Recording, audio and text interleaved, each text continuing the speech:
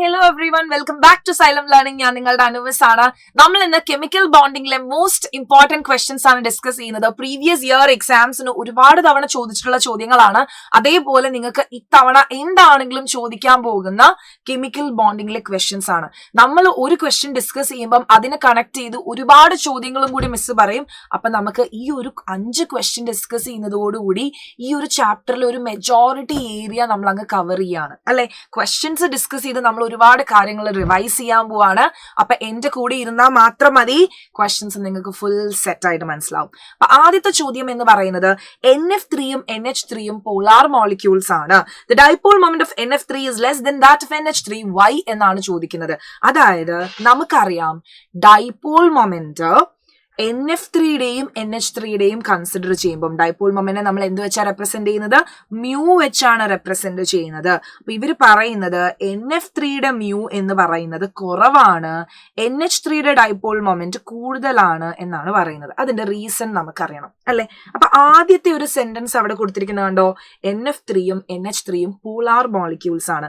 എന്താണ് polar molecules അല്ലെ? വേണമെങ്കിൽ ഇത്തവണ എക്സാമിന് ക്വസ്റ്റ്യൻ ചോദിക്കാം. എന്താണ് what is polar molecule, what is non-polar molecule, എന്താണ് പോളാർ, എന്താണ് non polar molecules, give 1 examples for each എന്ന് പറഞ്ഞിട്ട് ചോദ്യം കൂടി വരാം അല്ലെ. അപ്പൊ പോളാർ മോളിക്യൂളുകൾ എന്ന് പറഞ്ഞാൽ മോളിക്യൂളുകളെ ഞാൻ രണ്ടായിട്ട് ക്ലാസിഫൈ ചെയ്തു, പോളാറും നോൺ പോളാറും. പോളാർ എന്ന് പറഞ്ഞാൽ അവൻ എന്തുണ്ട്? അവന് ഡൈപോൾ മൊമെന്റ് ഉണ്ട്. അവന്റെ ഡൈപോൾ മൊമെന്റ് എങ്ങനെയാണ്? 0 അല്ല, നോട്ട് ഈക്വൽ ടു 0. അവനൊരു ഡൈപോൾ മൊമെന്റ് ഉണ്ട്.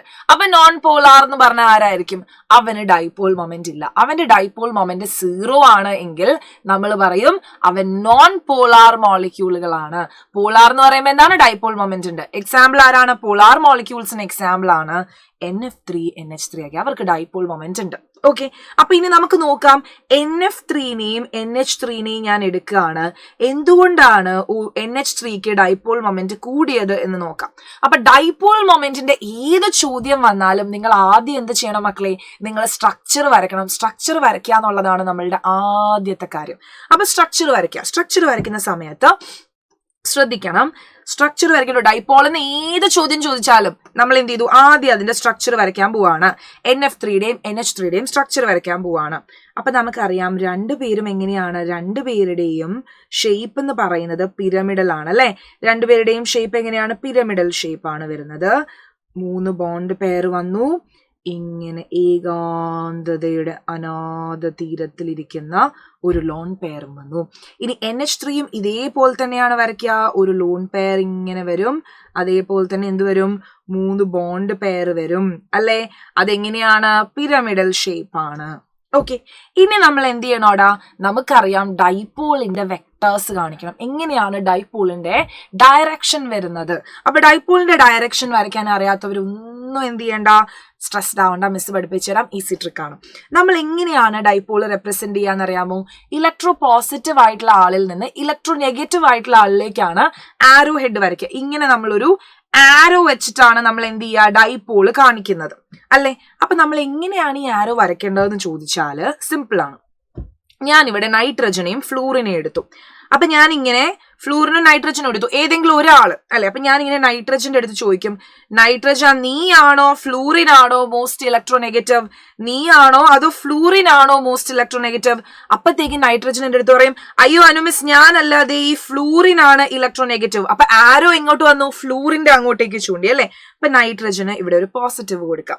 ഇതേപോലെ തന്നെയല്ലേ നൈട്രജനും ഫ്ലൂറിനും ആണ്. അപ്പൊ ധവനാണ് നെഗറ്റീവ് അല്ലെ, ദിവനാണ് നെഗറ്റീവ് എന്ന് പറഞ്ഞ് എല്ലാവരും ഫ്ലൂറിനിലേക്കാണ് ചൂണ്ടുന്നത്. ഇനി ലോൺ പെയറിന്റെ ഡൈപോൾ വരയ്ക്കുമ്പോൾ അത് എപ്പോഴും എങ്ങനെയാണെന്ന് അറിയാമോ? ലോൺ പെയറിൽ നിന്ന് എവേ ആയിരിക്കും, ഇങ്ങനെ മുകളിലേക്കായിരിക്കും വരാം. ഓക്കെ, ലോൺ പെയറിന്റെ ഡയറക്ഷൻ എങ്ങോട്ടാണ്? അങ്ങോട്ടേക്കായിരിക്കും. ഓക്കെ, അപ്പൊ ഇനി നോക്കുക, ഇവിടെ ലോൺ പെയറിന്റെ ഡൈപോളിന്റെ ഡയറക്ഷൻ മുകളിലേക്കാണ് വരുന്നത്.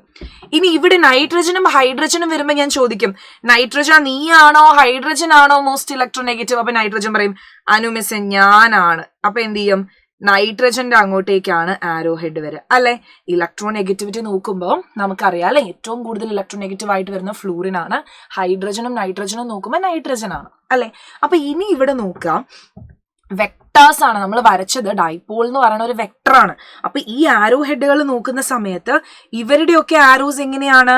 ഇവിടെ ഈ 3 ആരോകള് താഴത്തേക്കാ പോകുന്നത് അല്ലെ.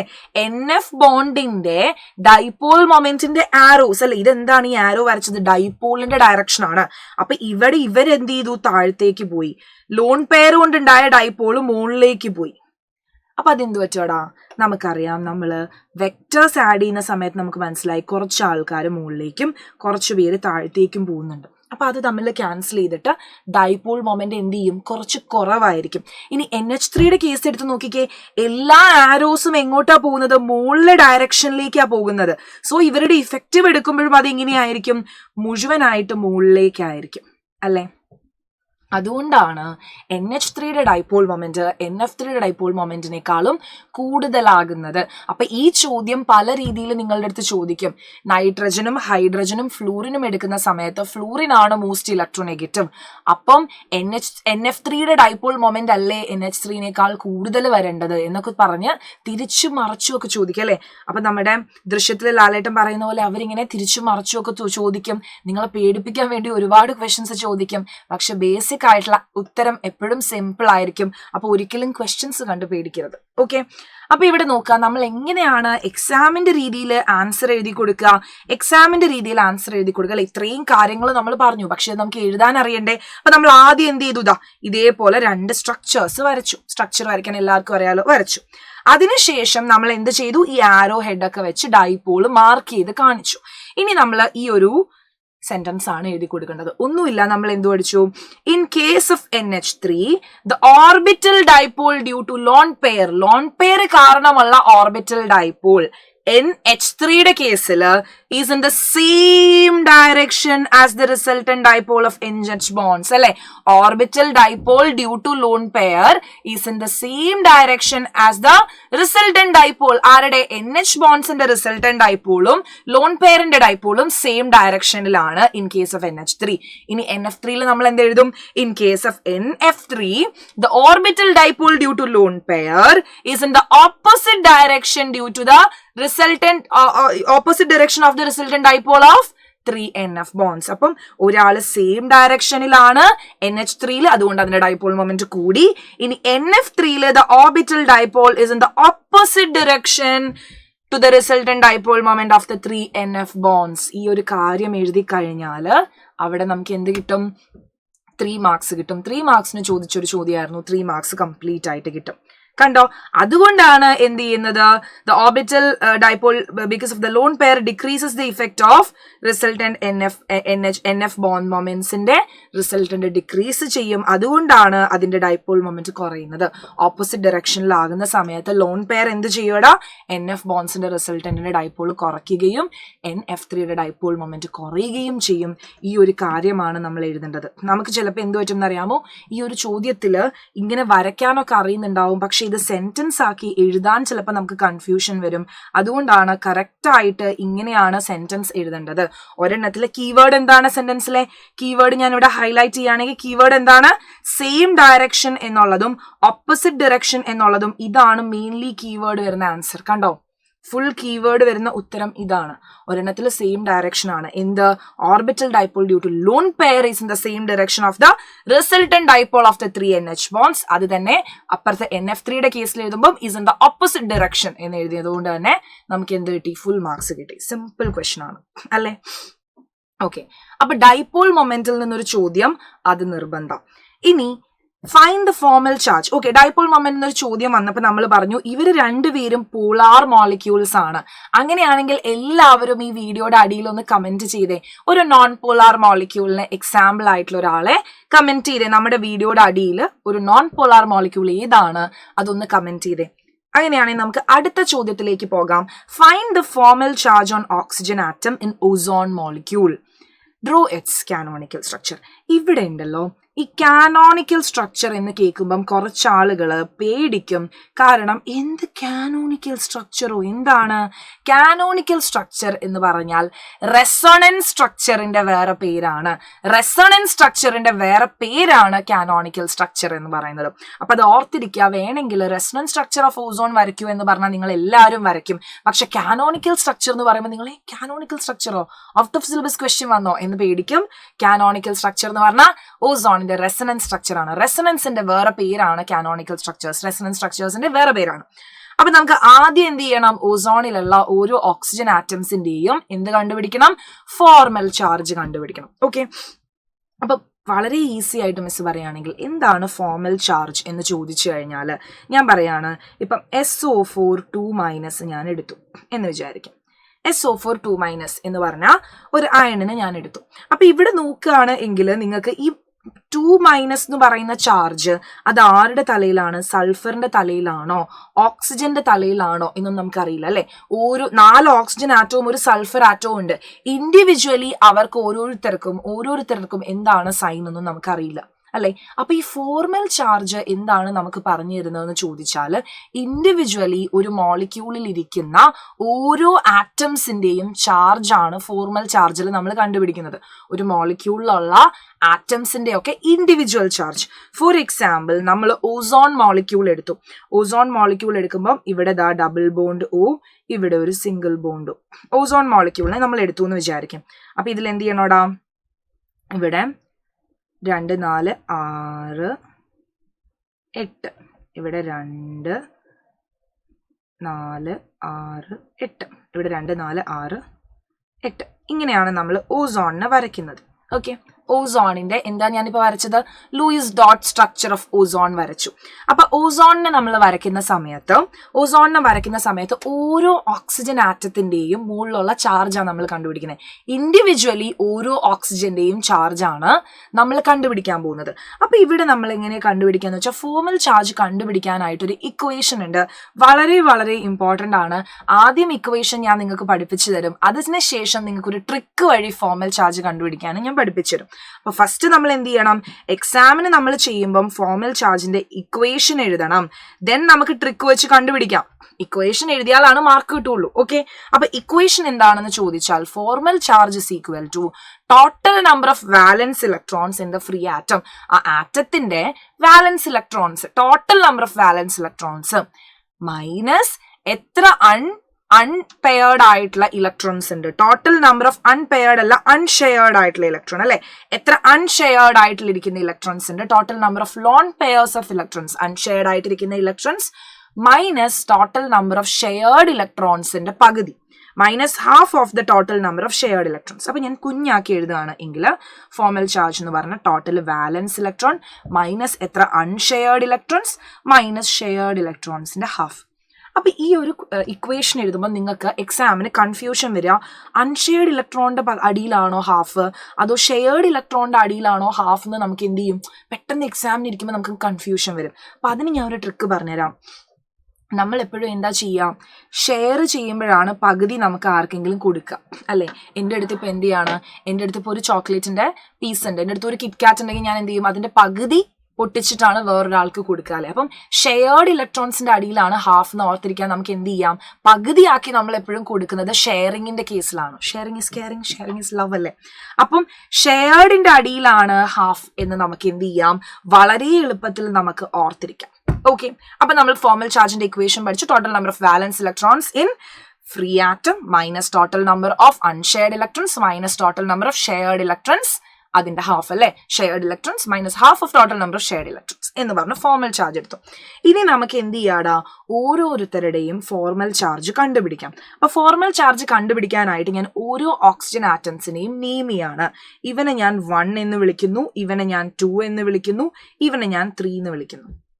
അപ്പൊ ഈ 1 2 3 എന്ന് പറഞ്ഞ ഈ 3 ഓക്സിജൻ ആറ്റംസിന്റെ ഫോർമൽ ചാർജ് ഞാൻ കണ്ടുപിടിക്കാനായിട്ട് പോവാണ്. അപ്പൊ ഓക്സിജന്റെ ഫ്രീ സ്റ്റേറ്റിൽ ഇരിക്കുന്ന ഓക്സിജന്റെ വാലൻസ് ഇലക്ട്രോൺ എത്രയാണ്? ഓക്സിജൻ എന്ന് പറഞ്ഞാൽ അറ്റോമിക് നമ്പർ 8 ആണ്. 2 6 എന്നാണ് ഇലക്ട്രോണിക് കോൺഫിഗറേഷൻ. അതായത് വാലൻസ് ഇലക്ട്രോൺസ് എത്ര എണ്ണം ഉണ്ട്? 6 എണ്ണം ഉണ്ട്. അല്ലെ? അപ്പൊ ആദ്യത്തെ ഓക്സിജന്റെ ഫോർമൽ ചാർജ് ആണ് കണ്ടുപിടിക്കാനായിട്ട് പോകുന്നത്. എത്ര ഇലക്ട്രോൺസ് ഉണ്ട്? വാലൻസ് ഇലക്ട്രോൺസ് 6 എണ്ണം ഉണ്ട്. മൈനസ് എന്ത് നമ്മൾ ചെയ്യണം? 6 മൈനസ് എത്ര നമ്പർ ഓഫ് അൺഷെയർഡ് ഇലക്ട്രോൺസ് ഉണ്ട്? അൺഷെയർഡ് ഇലക്ട്രോൺസ് എന്ന് പറഞ്ഞാൽ ഈ കുത്തുകളുടെ എണ്ണമാണ് അല്ലെ? എത്ര എണ്ണം ഉണ്ട്? 4 അൺഷെയർഡ് ഇലക്ട്രോൺസ് ഉണ്ട്. ഇനി എത്ര ഷെയർഡ് ഇലക്ട്രോൺസ് ഉണ്ട് അല്ലെ? ഹാഫ് ഓഫ് ഷെയർഡ് ഇലക്ട്രോൺസ് ആണ്. അപ്പൊ by 2 കൊടുക്കുക. ഇനി ഷെയർഡ് ഇലക്ട്രോൺസിനെ എണ്ണാം അല്ലെ? ഇവിടെ 1 2 3 4 ഷെയർഡ് ഇലക്ട്രോൺസ് ഉണ്ട്. അപ്പൊ നമുക്ക് എന്ത് കിട്ടി? 6 minus 4 minus 2 which is equal to 0 എന്ന് കിട്ടി. ആദ്യത്തെ ഓക്സിജനെ എടുത്തപ്പം അവന്റെ ഫോർമൽ ചാർജ് 0 ആണ്. അവന് ചാർജ് ഒന്നുമില്ല. ഓക്കെ, ഇനി രണ്ടാമത്തെ ഓക്സിജനെ എടുത്തു. അവന്റെ വാലൻസ് ഇലക്ട്രോൺസ് 6 ആണ്. അവന്റെ അൺഷെയർഡ് ഇലക്ട്രോൺസ് എത്രയാടാ? 2 എണ്ണം ഇങ്ങനെ വെറുതെ ഇരിക്കുന്നുണ്ട്, 2 ആണ്. അവന്റെ ഷെയർഡ് ഇലക്ട്രോൺസ് എത്രയാടാ? 1 2 3 4 5 6 ഷെയർഡ് ഇലക്ട്രോൺസ് ഉണ്ട്. അതിന്റെ പകുതി that is 6 minus 2 minus 3 6 minus 5 plus 1 കിട്ടി. ഓക്കെ, ഇനി മൂന്നാമത്തെ ആള് നമ്മൾ എടുക്കുന്നു. 6 മൈനസ് എത്രയാണ്? അവന്റെ അൺഷെയർഡ് ഇലക്ട്രോൺസ് എത്ര ഉണ്ട്? 2 4 6 കുത്തുകളുണ്ട്. 6 മൈനസ് എത്രയാണ്? ഇവിടെ നോക്കുക, ഷെയർഡ് ഇലക്ട്രോൺസ് 1 2 ആണ്. അപ്പൊ 2/2 which is equal to 6 minus 1 which is equal to -1 കിട്ടി അല്ലെ? അപ്പൊ നമുക്ക് ഇവിടെ ഈസി ആയിട്ട് ഫോർമൽ ചാർജ് മാർക്ക് ചെയ്യാം. രണ്ടാമത്തെ ഓക്സിജന്റെ തലയിൽ ഒരു പോസിറ്റീവ് ചാർജ് കൊടുക്കുക, മൂന്നാമത്തെ ഓക്സിജന്റെ തലയിൽ ഒരു നെഗറ്റീവ് ചാർജ് കൊടുക്കുക. ഫോർമൽ ചാർജ് നമ്മൾ മാർക്ക് ചെയ്തു. ഓക്കെ, ഇനി ഈ ഫോർമൽ ചാർജ് ഒരു ട്രിക്ക് വെച്ച് ഞാൻ നിങ്ങൾക്ക് പറഞ്ഞുതരാം. ഓക്കെ, നമ്മൾ ഫോർമൽ ചാർജിന്റെ ഇക്വേഷൻ നമ്മൾ എങ്ങനെ എഴുതിയത്? Valence electrons minus unshared minus half of shared അല്ലെ? ഇനി ഇത് വളരെ എളുപ്പത്തിൽ എഴുതുന്നത് എങ്ങനെയാണെന്നറിയാമോ? വാലൻസ് ഇലക്ട്രോൺസ് നമ്മൾ എഴുതി.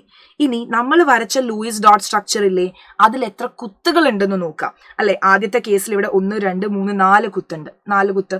എത്ര വരയുണ്ട് ഈ ഓക്സിജൻ ആറ്റത്തിൽ നിന്ന്? 2 വര അല്ലെ? അപ്പൊ വാലൻസ് ഇലക്ട്രോൺ മൈനസ് എത്ര കുത്ത്? മൈനസ് വര അല്ലെ? അപ്പൊ കുത്തി വര ട്രിക്ക് എന്നാണ്, കുത്തി വര മെത്തേഡാണ് ഞാൻ പറയാ. ഇത് ഫോർമൽ ചാർജിന്റെ ട്രിക്ക് എങ്ങനെയാണ്? വാലൻസ് ഇലക്ട്രോൺ മൈനസ് അതിന്റെ അടുത്തുള്ള കുത്തുകൾ എത്ര എണ്ണം? മൈനസ് വരകൾ എത്ര എണ്ണം അല്ലെ? രണ്ടാമത്തെ ഓക്സിജൻ എടുത്തു. 6 മൈനസ് എത്ര കുത്തുണ്ട്? 2 കുത്ത്. യെസ്. എത്ര വരയുണ്ട്? 3 വര. യെസ്, പ്ലസ് 1 കിട്ടി. ഇവിടെ അടുത്തത് നോക്കിക്കാൻ, മൂന്നാമത്തെ ഓക്സിജൻ എടുത്തു. എത്ര വാലൻസ് ഇലക്ട്രോൺ? 6 വാലൻസ് ഇലക്ട്രോൺ. എത്ര കുത്തുണ്ട്? 1 2 3 4 5 6 കുത്ത്. എത്ര വരയുണ്ട്? 1 വര. കണ്ടോ? അപ്പം ഇങ്ങനെയും നിങ്ങൾക്ക് ഫോർമൽ ചാർജ് എന്ത് ചെയ്യാം? ഈ കുത്തിവര മെത്തേഡ് എപ്പോഴാണെന്നറിയാമോ? റെസണൻസ് സ്ട്രക്ചേഴ്സ് ഒക്കെ വരയ്ക്കുമ്പം റെസണൻസ് സ്ട്രക്ചേഴ്സ് വരയ്ക്കൂ എന്ന് പറഞ്ഞ് ചോദിക്കുന്ന സമയത്ത് വിത്ത് എന്ത് ചെയ്യണം? ഫോർമൽ ചാർജിൽ റെസണൻസ് സ്ട്രക്ചർ വരയ്ക്കൂ എന്നൊക്കെ പറയുമ്പം നിങ്ങൾക്ക് പെട്ടെന്ന് റെസണൻസ് നിങ്ങൾക്ക് പെട്ടെന്ന് ഫോർമൽ ചാർജ് കണ്ടുപിടിക്കാൻ ഇങ്ങനെ എന്ത് ചെയ്താൽ മതി? ഇലക്ട്രോൺ ഡോട്ട് സ്ട്രക്ചർ വരച്ചതിന് ശേഷം ഇങ്ങനെ വാലൻസ് ഇലക്ട്രോൺ മൈനസ് നമ്പർ ഓഫ് കുത്ത് മൈനസ് ടോട്ടൽ നമ്പർ ഓഫ് വര ചെയ്ത് കഴിഞ്ഞാൽ ഫോർമൽ ചാർജ് കിട്ടും. അപ്പൊ ഏത് മെത്തേഡ് വേണമെങ്കിലും നിങ്ങൾക്ക് ചൂസ് ചെയ്യാം. രണ്ടും സെയിം ആണ്. ഇതിന്റെ ഒരു ഷോർട്ട് കട്ട് ട്രിക്ക് മെത്തേഡാണ് ഇത്. Total number of വാലൻസ് electron minus എത്ര നമ്പർ കുത്തുണ്ട് മൈനസ് എത്ര വരയുണ്ട്, ഫോർമൽ ചാർജ് കിട്ടി. ഓക്കെ, വളരെ ഇമ്പോർട്ടൻ്റ് ആണ്. ഓസോണിന്റെ ഫോർമൽ ചാർജ് എപ്പോഴും ചോദിക്കുന്ന ഒരു ചോദ്യം കൂടിയാണ്. അപ്പൊ ഫോർമൽ ചാർജ് നമ്മൾ കണ്ടുപിടിച്ചു അല്ലെ? എന്നിട്ട് നമ്മൾ സ്ട്രക്ചറിനെ ഇങ്ങനെ വരച്ചു. ഓക്കെ, ഇനി നമുക്ക് ഇതിന്റെ കാനോണിക്കൽ സ്ട്രക്ചേഴ്സ് ഓഫ് ഓസോൺ വേണം. അപ്പൊ എന്താണ് കാനോണിക്കൽ സ്ട്രക്ചേഴ്സ് അല്ലെങ്കിൽ റെസണൻസ് സ്ട്രക്ചർ എന്ന് പറഞ്ഞാൽ, ഞാനിപ്പോൾ ഓസോൺ മോളിക്യൂളിനെ ഇങ്ങനെ വരച്ചു. അതായത് ഇവിടെ ഡബിൾ ബോണ്ട്, ഇവിടെ ഒരു സിംഗിൾ ബോണ്ട്, ഇവിടെ ഒരു ഓക്സിജൻ അല്ലെ? ഇങ്ങനെയാണ് ഞാൻ വരച്ചിരിക്കുന്നത്. ഓക്കെ, 2 4 6 ഇങ്ങനെ വരച്ചു കഴിഞ്ഞപ്പോൾ വേറൊരാൾക്ക് തോന്നുകയാണ്, അതെന്താണ് മിസ് ഇവിടെ ഡബിൾ ബോണ്ട് വരച്ചത്, എന്നാ പിന്നെ ഞാൻ ഇപ്പുറത്ത് ഡബിൾ ബോണ്ട് വരച്ചു കഴിഞ്ഞാൽ അത് ഓസോൺ ആവുമോ?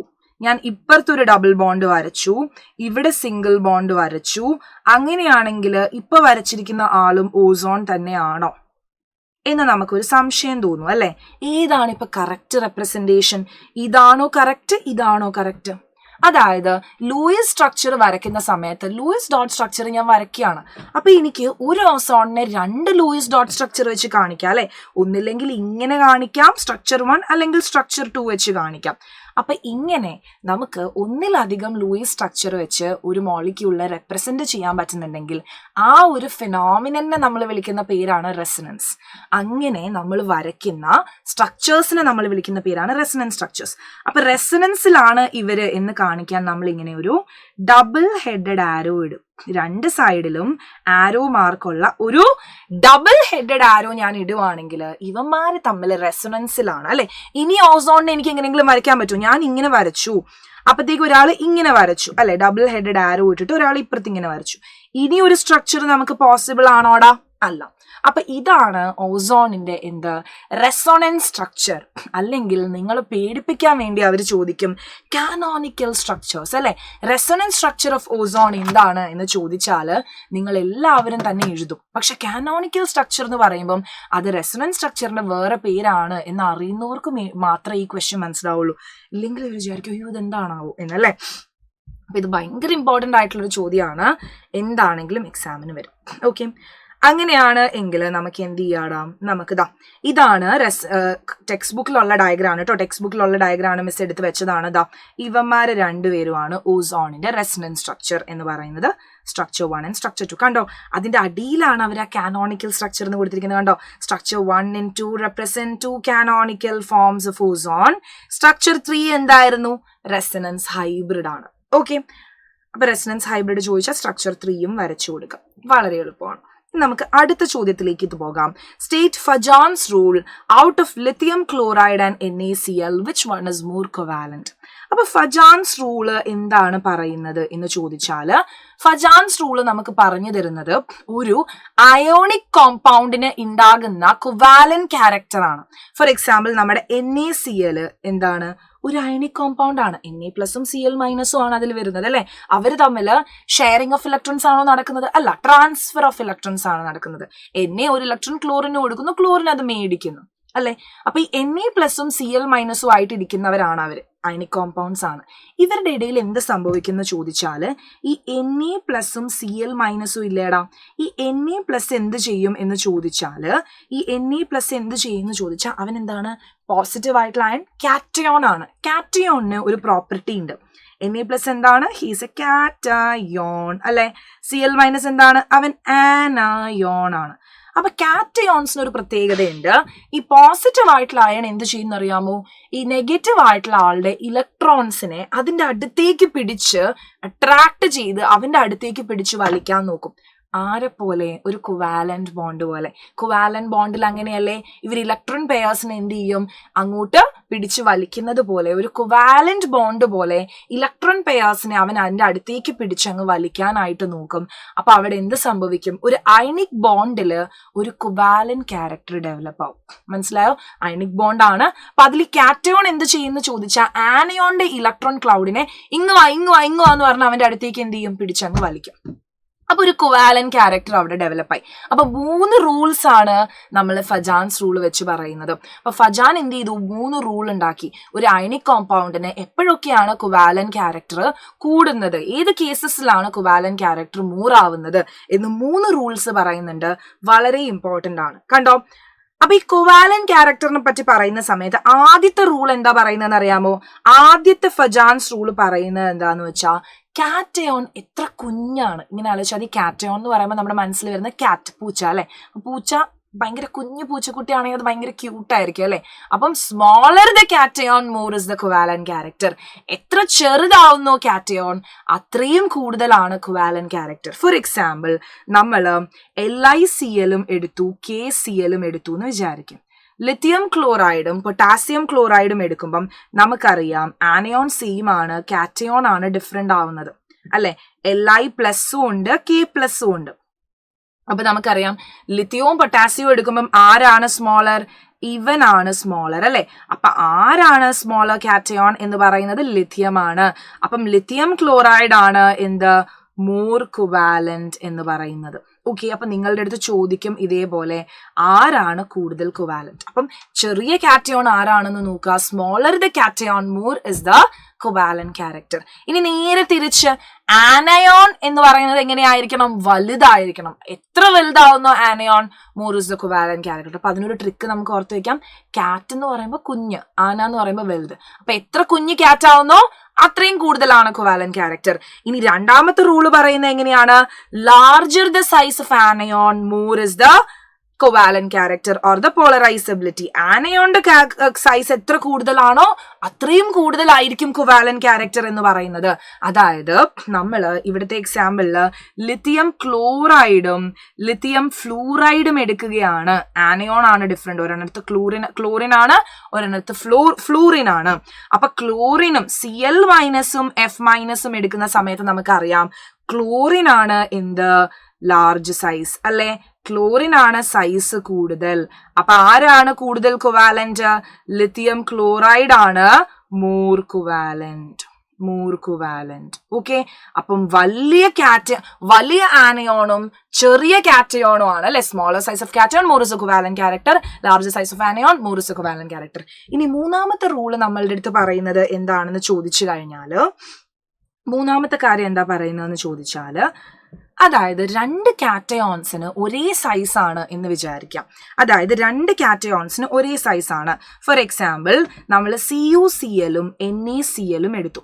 CuClഉം NaClഉം എടുക്കുന്ന സമയത്ത് കാറ്റയോണുകൾ നോക്കുകയാണ്. Cu പ്ലസും Ne പ്ലസും എടുക്കുകയാണെങ്കിൽ ഇവർക്ക് ഏറെക്കുറെ ഒരേ സൈസ് ആണ്. അപ്പൊ കാറ്റയോൺസിന് രണ്ടു പേർക്കും ഒരേ സൈസ് വരുമ്പം ഒരു സ്യൂഡോ നോബിൾ ഗ്യാസ് കോൺഫിഗറേഷൻ ഉള്ള ആൾക്കായിരിക്കും കൊവാലന്റ് ക്യാരക്ടർ കൂടുതൽ. നിങ്ങൾ നോക്കാം, അവന് സ്യൂഡോ നോബിൾ ഗ്യാസ് കോൺഫിഗറേഷൻ ഉണ്ടോ? എന്താണ് miss pseudo noble gas configuration? എന്താണ് miss pseudo noble gas configuration? പറഞ്ഞുതരാം. സ്യൂഡോ നോബിൾ ഗ്യാസ് കോൺഫിഗറേഷൻ എന്ന് പറഞ്ഞാൽ എന്താണ്, അതേപോലെ തന്നെ നോബിൾ ഗ്യാസ് കോൺഫിഗറേഷൻ എന്ന് പറഞ്ഞാൽ എന്താണ് എന്ന് പറഞ്ഞുതരാം. നോബിൾ ഗ്യാസ് കോൺഫിഗറേഷൻ എന്ന് പറഞ്ഞു കഴിഞ്ഞാൽ എന്താണെന്നറിയാമോ? NSൽ 2 ഇലക്ട്രോൺ, NPയിൽ 6 ഇലക്ട്രോൺ, ടോട്ടൽ 8 ഇലക്ട്രോൺസ് ഇരിക്കുകയാണ് എങ്കിൽ നമ്മൾ പറയും സ്യൂഡോ നോബിൾ ഗ്യാസ് കോൺഫിഗറേഷൻ ഉണ്ട്. സ്യൂഡോ അല്ല, നോബിൾ ഗ്യാസ് കോൺഫിഗറേഷൻ ഉണ്ട്. ഫോർ എക്സാമ്പിൾ Na പ്ലസിന്റെ കോൺഫിഗറേഷൻ ഞാൻ എഴുതുകയാണ്. എങ്ങനെ എഴുതും? 1s2 2s2 2p6. കണ്ടോ? Na പ്ലസ് എന്ന് പറഞ്ഞാൽ ഇത് നമുക്കറിയാം. Na പ്ലസ് എന്ന് പറഞ്ഞാൽ അതിൽ എങ്ങനെയാണ്? സോഡിയം എന്ന് പറഞ്ഞാൽ 11 ഇലക്ട്രോൺ ആണ്. 1s2 2s2 2p6 and 3sൽ 1. Na plus ആകുന്ന സമയത്ത് ഈ സോഡിയത്തിൽ നിന്ന് ആര് പോകും? അവസാനത്തെ ഷെല്ലിൽ നിന്ന് ഒരു ഇലക്ട്രോൺ പോയിട്ട് അതിന് എന്ത് വരുവാടാ? നോബിൾ ഗ്യാസിന്റെ കോൺഫിഗറേഷൻ വന്നു അല്ലെ. 2s2 2p6 അല്ലെ. നോക്ക്, NS2 NP6 എന്ന് പറഞ്ഞ നോബിൾ ഗ്യാസ് കോൺഫിഗറേഷൻ വന്നു. ഇനി സ്യൂഡോ നോബിൾ ഗ്യാസ് കോൺഫിഗറേഷൻ എന്ന് പറഞ്ഞാൽ എങ്ങനെ ഇരിക്കും എന്നറിയാമോ? NSൽ 2 ഇലക്ട്രോൺ, NPയിൽ 6 ഇലക്ട്രോൺ, NDയിൽ 10 ഇലക്ട്രോൺ. ഇങ്ങനെ വരുന്ന ആളുകൾ മെയിൻലി ആരായിരിക്കും ഇങ്ങനെ കാണിക്കാന്നറിയാമോ? ട്രാൻസിഷൻ മെറ്റലുകൾ, ഡി ബ്ലോക്ക് എലമെന്റ്സില് അല്ലെ. ട്രാൻസിഷൻ മെറ്റൽസ് ആണ് ഇങ്ങനെ കാണിക്കാം. അപ്പൊ ഈ കോൺഫിഗറേഷൻ ഉള്ള ആളുകൾക്ക് എന്തായിരിക്കും? കൂടുതൽ കൊവാലന്റ് ക്യാരക്ടർ ആയിരിക്കും. അതായത് Cu പ്ലസിനെ നമ്മൾ എഴുതുകയാണ്. കോപ്പർ ഇസ് അറ്റോമിക് നമ്പർ 29 ആണ് copper. 1s2 2s2 2p6 3s2 3p6. ഇനി എന്ത് വരും? 3Dയിൽ 10 വരും, 4sൽ 1 വരും. 29 അല്ലേ? നോക്കിക്കേ, 10 12 18 28 29. അപ്പൊ Cu പ്ലസ് ആകുമ്പോൾ എന്തേ ഒരു ഇലക്ട്രോൺ പോയിട്ട് വന്നിരിക്കുന്ന കോപ്പർ ആണ് അല്ലെ, ആർക്കോ കൊടുത്തിട്ട് വന്നതാണ്.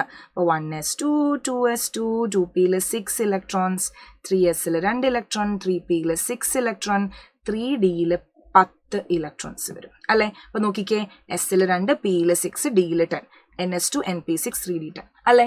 അപ്പൊ സ്യൂഡോ നോബിൾ ഗ്യാസ് കോൺഫിഗറേഷൻ ഉള്ള ആളുകൾക്കായിരിക്കും മോർ കൊവാലന്റ് ക്യാരക്ടർ. ഓക്കെ, അപ്പം രണ്ട് കാറ്റയോൺസിന് ഒരേ സൈസ് വരുമ്പം the one with pseudo noble gas configuration has higher larger polarizing power than the one with noble gas configuration. pseudo noble gas configuration ഉള്ളവൻ, അതായത് CuClഉം NaClഉം എടുത്താൽ CuCl ആയിരിക്കും എന്ത്? CuClഉം NaClഉം എടുത്തു കഴിഞ്ഞാൽ CuClനായിരിക്കും എന്ത്? More covalent character. ഓക്കെ, ഇതാണ് ഫജാൻസ് റൂൾ. ഓക്കെ, വളരെ ഇമ്പോർട്ടന്റ് ആണ്, എപ്പോഴും ചോദിക്കുന്നതാണ് 3 മാർക്ക് ക്വസ്റ്റ്യൻ ആയിട്ട്. ആപ്ലിക്കേഷൻ ബേസ്ഡ് ആയിട്ടുള്ള ക്വസ്റ്റ്യൻ ചോദിക്കും. കണ്ടോ, out of lithium chloride and NaCl which one is more covalent? Lithium ക്ലോറൈഡും സോഡിയം ക്ലോറൈഡും എടുത്തു കഴിഞ്ഞാൽ നമുക്കറിയാം ലിത്തിയം ആണോ സോഡിയം ആണോ കൂടുതൽ ലാർജർ അല്ലെ? ആരാണ് കുഞ്ഞും നോക്കിയാൽ മതി. ലിത്തിയവും സോഡിയവും Li+ഉം Na+ഉം എടുത്തു കഴിഞ്ഞാൽ ഇവനാണ് സ്മോളർ എന്ന് പറയുന്നത്. Smaller the cation, more is the covalent character. അപ്പൊ which one is more covalent? Lithium chloride. Why lithium chloride is more covalent? Because Li+ ion is smaller than that of Na+. Okay, അപ്പൊ ഇതേപോലെ application ആയിട്ടും ചോദിക്കാം, Fajans rule എഴുതാനായിട്ടും ചോദിക്കാം. വളരെ important ആണ്. 3 sets of rule ആണ്. Simple. അടുത്ത ചോദ്യത്തിലേക്ക് നമുക്ക് പോകാം. What is meant by the term bond order? Calculate the bond order of N2, O2, O2+ and O2-. Okay, നമുക്ക് ബോണ്ട് ഓർഡർ കണ്ടുപിടിക്കണം. അപ്പൊ ബോണ്ട് ഓർഡർ എന്ന് പറഞ്ഞു കഴിഞ്ഞാൽ വളരെ ഈസി ആണ് അല്ലെ? ബോണ്ട് ഓർഡർ എന്ന് പറഞ്ഞു കഴിഞ്ഞാൽ എങ്ങനെയാണ് നമ്മൾ കണ്ടുപിടിക്കുന്നത്? Bond order is the half the difference between the number of electrons in the bonding molecular orbital and the number of electrons in the anti-bonding molecular orbital. Bond order എന്ന് പറഞ്ഞാൽ half of Nb minus Na ആണ്. Nb എന്ന് പറഞ്ഞാൽ bonding molecular orbitals എത്ര electrons ഉണ്ട്, Na എന്ന് പറഞ്ഞാൽ anti bonding molecular ഓർബിറ്റൽസിൽ എത്ര ഇലക്ട്രോൺ ഉണ്ട്, അവര് തമ്മിലുള്ള ഡിഫറൻസ് എടുക്കുക, അതിന്റെ പകുതി എടുക്കുക, ബോണ്ട് ഓർഡർ നമുക്ക് കിട്ടും അല്ലെ? അപ്പൊ ഒരാളുടെ ബോണ്ട് ഓർഡർ കൂടുതലാണ് എന്ന് പറഞ്ഞാൽ അവൻ ഭയങ്കര സ്റ്റേബിൾ ആണെന്നാണ് അർത്ഥം. ബോണ്ട് ഓർഡറും സ്റ്റെബിലിറ്റിയും ഡയറക്ട്ലി പ്രൊപ്പോർഷണലുമാണ്. അപ്പൊ നമുക്ക് ഓരോരുത്തരുടെ ആയിട്ട് ബോണ്ട് ഓർഡർ കണ്ടുപിടിക്കാം അല്ലെ? അപ്പൊ ബോണ്ട് ഓർഡർ കണ്ടുപിടിക്കണമെങ്കിൽ നമ്മൾ എന്ത് എഴുതണോടാ? എല്ലാവരുടെയും MO കോൺഫിഗറേഷൻ എഴുതണം. അപ്പൊ നമുക്കറിയാം മോളിക്കുലർ ഓർബിറ്റൽ കോൺഫിഗറേഷൻ ഞാൻ എഴുതാൻ പോവാണ്. ആദ്യമുള്ള ആള് നമ്മളുടെ നൈട്രജൻ മോളിക്യൂൾ ചേട്ടനാണ്. അപ്പൊ നൈട്രജൻ മോളിക്യൂളിന്റെ കേസിലേക്ക് വരുന്ന സമയത്ത് നമുക്കറിയാം N2 മോളിക്യൂളിനെ ഞാൻ എടുക്കുന്ന സമയത്ത് ഞാൻ എന്ത് ചെയ്തു എന്നറിയാമോ? അതിന്റെ മോളിക്കുലർ ഓർബിറ്റൽ കോൺഫിഗറേഷൻ എഴുതുകയാണ്. σ1s2, σ*1s2, σ2s2, σ*2s2. ഇനി എന്ത് വരക്കണം? നമ്മുടെ number of electrons N2 molecule എടുത്താൽ അതിൽ 14 ഇലക്ട്രോണുകൾ ഉണ്ട്. അതെങ്ങനെ മനസ്സിലായി മിസ്? ഒരു നൈട്രജൻ ആറ്റം എന്ന് പറഞ്ഞാൽ അവന്റെ അറ്റോമിക് നമ്പർ 7 ആണ്. ഒരു നൈട്രജൻ ആറ്റം എടുത്താൽ അതിൽ 7 ഇലക്ട്രോൺ ഉണ്ട് അല്ലെ? അപ്പം 2 നൈട്രജൻ ആറ്റങ്ങൾ ചേരുന്നതാണ് ഒരു നൈട്രജൻ മോളിക്യൂൾ. അപ്പൊ ഒരു നൈട്രജൻ ആറ്റത്തിൽ 7 ഇലക്ട്രോൺ ആണെങ്കിൽ 2 എണ്ണത്തിൽ എത്ര ഉണ്ടാവും? 2 പേര് ചേരുമ്പം 7 × 7 7 × 2 14 അല്ലെ? 7 + 7 14 ഇലക്ട്രോൺസ് ഉണ്ട്. അപ്പൊ 14 ഇലക്ട്രോൺ വരെ നമ്മൾ എങ്ങനെയാണ് MO കോൺഫിഗറേഷൻ എഴുതാന്ന് അറിയാമോ? σ1s, σ*1s, അത് കഴിഞ്ഞ് σ*2s കഴിഞ്ഞാൽ പൈനെ നമ്മൾ നിറച്ചു കൊടുക്കണം. പൈ 2p(x)ൽ 2 electron which is equal to pi 2p(y)ൽ 2 ഇലക്ട്രോൺ, അതിനുശേഷം σ2pz-ൽ 2 ഇലക്ട്രോൺ. 14 ഇലക്ട്രോണുകളെ നമ്മൾ എന്ത് ചെയ്തു? ഫിൽ ചെയ്ത് കൊടുത്തു. ഇനി ബോണ്ട് ഓർഡർ കണ്ടുപിടിക്കാം. Bond order is equal to half of Nb minus Na അല്ലെ? Nb minus Na പകുതി. അപ്പൊ ബോണ്ടിങ് മോളിക്കുലർ ഓർബിറ്റലിലും ആന്റി ബോണ്ടിങ് മോളിക്കുലർ ഓർബിറ്റലിലെയും ടോട്ടൽ നമ്പർ ഓഫ് ഇലക്ട്രോൺസിനെ കണ്ടുപിടിക്കണം. അപ്പൊ ബോണ്ടിങ് മോളിക്കുലർ ഓർബിറ്റലുകൾ എന്ന് പറഞ്ഞാൽ സ്റ്റാർ ഇടാത്തവരാണ് അല്ലെ? നോക്കുക, 2, 4, 6, 8, 10. ഓക്കെ, ആന്റി ബോണ്ടിങ് എന്ന് പറഞ്ഞാൽ സ്റ്റാർ ഇട്ടവരാണ്. അപ്പൊ 2, 4, 10ൽ നിന്ന് 4 പോയാൽ 6, 6ന്റെ പകുതി 3. നമുക്കറിയാം നൈട്രജനില് മോളിക്യൂളില് നൈട്രജന്റെ ഇടയിൽ 3 ബോണ്ടാണ്, ട്രിപ്പിൾ ബോണ്ടാണ്. സോ ബോണ്ട് ഓർഡർ 3 നമുക്ക് കിട്ടി. ഇനി നമുക്ക് കണ്ടുപിടിക്കേണ്ടത് O2, O2+ and O2-. Simple ആയിട്ട് നമുക്ക് കണ്ടുപിടിക്കാം അല്ലെ? സിമ്പിൾ ആയിട്ട് കണ്ടുപിടിക്കാം. O2നെ എടുത്തു. അപ്പം O2 എന്ന് പറയുമ്പം ഒരു ഓക്സിജനിൽ 8 ഇലക്ട്രോൺ, അപ്പൊ 2 ഓക്സിജൻ ആറ്റം ചേരുന്നതാണ് ഒരു മോളിക്യൂള്. അപ്പൊ 8 × 2 16 ഇലക്ട്രോൺസ് ഉണ്ട് അല്ലെ? അപ്പൊ 14 ഇലക്ട്രോൺസിൽ കൂടുമ്പം കോൺഫിഗറേഷൻ മാറും. σ1s2, σ*1s2, σ2s2, σ*2s2. ഇനി ആരെയാ? പൈനെ അല്ല നമ്മൾ നിറയ്ക്കുക.